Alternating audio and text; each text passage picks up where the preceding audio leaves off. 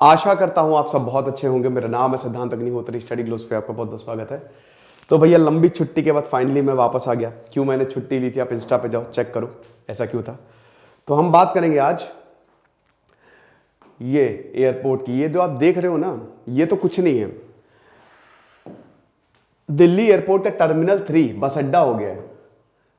कल ही मैं वापस आया हूँ, बेसिकली कश्मीर गया था मैं, और कश्मीर से दिल्ली टर्मिनल 1 पे हालांकि मेरी फ्लाइट लैंड हुई, बट वहाँ पे भी फ्लाइट तो बिफोर आ गई, लेकिन जो बैगेज जब मुझे अपना कलेक्ट करना था उसमें तकरीबन आधा घंटा लग गया। मैंने कहा सारी कसर तो नहीं, लेकिन टर्मिनल 3 में हालात बहुत ज़्यादा ख़राब हैं, क्योंकि टर्मिनल 3 में इतनी भीड़ हो रही है पिछले 1-2 हफ्तों से, और अभी भी लगातार है ही है। तो बात करेंगे ऐसा क्यों हो रहा है। देखिए, हमने एक बहुत ही शानदार मेमोरी कोर्स निकाला है। हम मेमोरी कोर्स के जरिए आपको ट्रेन कर रहे हैं, आपके दिमाग को ट्रेन कर रहे हैं, ताकि आप ज्योग्राफी, हिस्ट्री, पॉलिटी और क्यूब रूट्स ना भूलें। तो ये बहुत ही शानदार कोर्स है, कॉम्बो पैक हमने निकाल दिया है बहुत ही कम दामों पे, तो आप इसको अवेल कर सकते हैं। तो डिले, देखिए सोशल मीडिया पे बहुत सारी फोटोज, स्टोरीज, वीडियोस, मतलब ट्विटर पे भरा हुआ है कि इतना डिले, लंबी लंबी लाइनें। देखिए होता क्या है, आप एयरपोर्ट पे जाते हैं, आमतौर पे आप एयरपोर्ट पे आपकी फ्लाइट है, अब जैसे मान लीजिए आपकी फ्लाइट है 10 बजे, ठीक है, सुबह के 10 बजे, तो आपको 2 घंटा पहले निकलना पड़ता है, ठीक है। तो ये रिकमेंडेड है, क्योंकि बहुत सारी, यहां रेलवे स्टेशन की तरह नहीं है, खैर मुझे ट्रेन सबसे बेस्ट लगती है, लेकिन यहां पे रेलवे स्टेशन की तरह नहीं है, यहां पे बहुत सारे सिक्योरिटी चेक्स होते हैं। तो भैया आपको यहां पे निकलना पड़ेगा लगभग 8 बजे, 8 बजे तक पहुंचना पड़ेगा, ठीक है।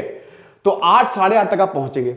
अब वो तब जब एयरपोर्ट खाली हो। अब दिल्ली जैसे एयरपोर्ट पे, तो जैसे मैं श्रीनगर में था तो वहां पे तो 3 घंटे पहले पहुंचे, क्योंकि सिक्योरिटी चेक्स बहुत होते हैं, बहुत ज्यादा टाइट सिक्योरिटी है वहां पे। ऐसे जम्मू में था, लेकिन जैसे दिल्ली है, यहां पे इतनी भीड़ नहीं है, क्योंकि देश का सबसे बड़ा एयरपोर्ट है दिल्ली। 3 टर्मिनल है, T1, T2, T3, है ना। तो सबसे पहले आप क्या करेंगे, आप जाते हैं एयरपोर्ट पे, आपने अपना सामान उतारा, तो जब एयरपोर्ट पे एंट्री करते हैं तो आपका बोर्डिंग पास देखा जाता है। बोर्डिंग पास बेसिकली टिकट अलग है, बोर्डिंग पास अलग है। बैठना है ना, तो उसके लिए एक पास होता है, बोर्डिंग पास ही मैंने, उसमें QR कोड होता है, वो आपको मिल जाएगा, क्योंकि जैसे ही आप जो भी आपकी फ्लाइट है उसमें चेक इन करोगे आप, तो जैसे ही आपने चेक इन किया आपको एक बोर्डिंग पास मिलता है। वो ऑनलाइन ले लीजिए, नहीं तो काउंटर पे जाके लीजिए, बेस्ट है ऑनलाइन ले लीजिए। जिस भी, जैसे इंडिगो की फ्लाइट है, इंडिगो की वेबसाइट पे चाहिए, वहां पे वेब चेक इन आता है। 48 घंटे पहले, 2 दिन पहले आपको चेक इन करना होता है, तो वहां पे अपना PNR नंबर डालिए, आपको बोर्डिंग पास मिल जाएगा। तो वहां पे लंबी लाइन होती है, ठीक है, यस लंबी लाइन, लेकिन फटाफट चलती है। दिल्ली एयरपोर्ट पे क्या है कि यहां पे बता रहे हैं जो एक पैसेंजर हैं कि एंट्री पे ही बहुत लंबी लाइन, 5-6 लाइनें लगी हुई हैं, आधा घंटा तो वहीं वेट करना पड़ रहा है। तो आधा घंटा लग रहे हैं हमको एंट्री लेने में, जब आपको अपनी एक ID, आधार कार्ड और आपको अपना बोर्डिंग पास दिखाना पड़ता है। उसके बाद आप अंदर गए, अब आपको बैगेज ड्रॉप करना। अगर आपके पास बैगेज है, 15 किलो तक का अलाउड है पर पर्सन, तो आपके पास सामान है, तो जो भी आपकी फ्लाइट है वहां पे चले जाइए, आप बैगेज ड्रॉप कर दीजिए। अब वहां पे भी लंबी लंबी लाइनें, बता रहे कि 15 से 20 मिनट वही लग जा रहे हैं, ठीक है। वहां पे आपने बैगेज ड्रॉप कर दिया, बैगेज ड्रॉप किया, उसके बाद होता है सिक्योरिटी चेक। हालांकि उससे पहले भी एक चेकिंग होती है, ठीक है।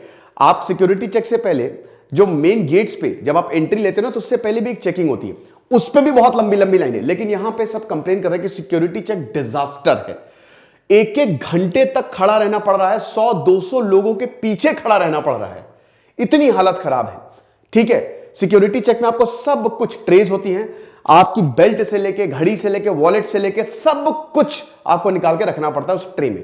वो स्कैन होता है, एक्सरे से पूरा स्कैन होता है, और उसके बाद आपको चेक किया जाता है। यहीं पे ही इतने लेट लग रहा है, समझ लीजिए घंटों खड़ा रहना पड़ रहा है। अब किसी बंदे की फ्लाइट अगर मान लीजिए 10 बजे, अब देखिए वो 8 बजे भले ही पहुंच गया, लेकिन उसके तो 9:30 ऐसे ही बज गए।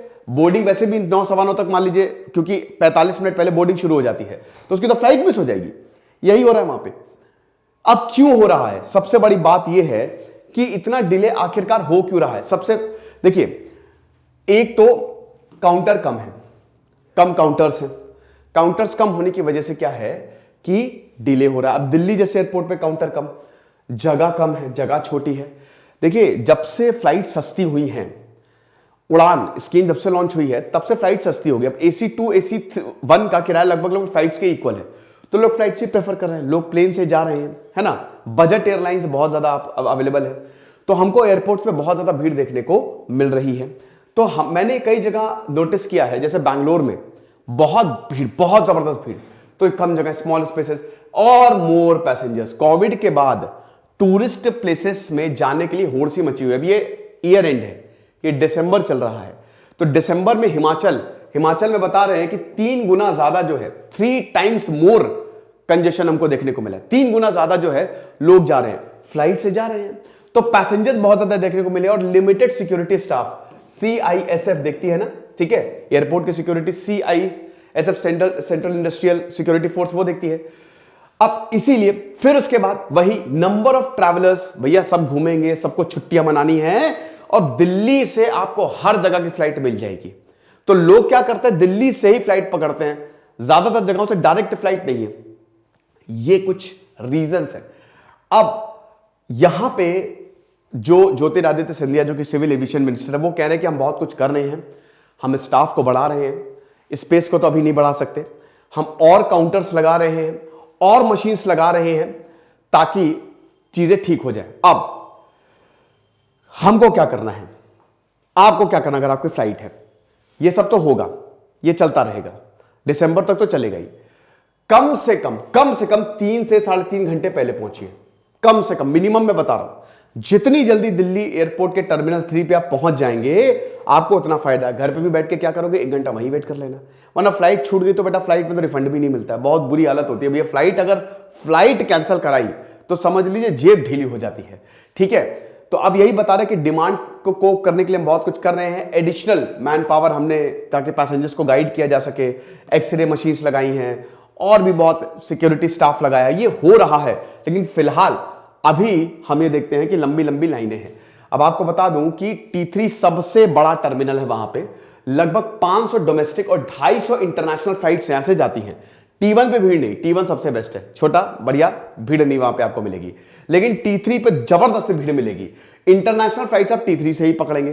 पैसेंजर्स लगभग 1.9 से 1.95 यानी कि 2 लाख हर दिन इतने पैसेंजर आते हैं, इतना पैसेंजर लोड है। फिर उसके बाद इन्होंने क्या किया है, 22 फ्लाइट हर घंटे से इन्होंने 19 फ्लाइट कर दी है ताकि सिचुएशन को कंट्रोल में लाया जा सके। तो ये इस समय दिल्ली एयरपोर्ट के हाल हैं। चीजें कंट्रोल में दोस्तों जरूर आएंगी। और अब देखिए वही है कि अब फ्लाइट्स हैं, अब तो फ्लाइट्स भी बस अड्डे की, मतलब एयरपोर्ट भी बस अड्डे की तरह हो गए हैं। नो ऑफेंस, लेकिन मुझे पर्सनली सबसे बढ़िया बस अड्डा ही लगता है। बस अड्डा और ट्रेन, कम से कम उसमें इतना तीन जाम नहीं होता है। एनीवे, ये लेक्चर था, आई होप आपको पसंद आया होगा। यूपीएससी हिस्ट्री ऑप्शनल का शानदार कोर्स है, क्लासेस चल रही है, नए बैचेस शुरू है, जरूर आप अवेल करें। दिस इज सिद्धांत अग्निहोत्री साइनिंग ऑफ।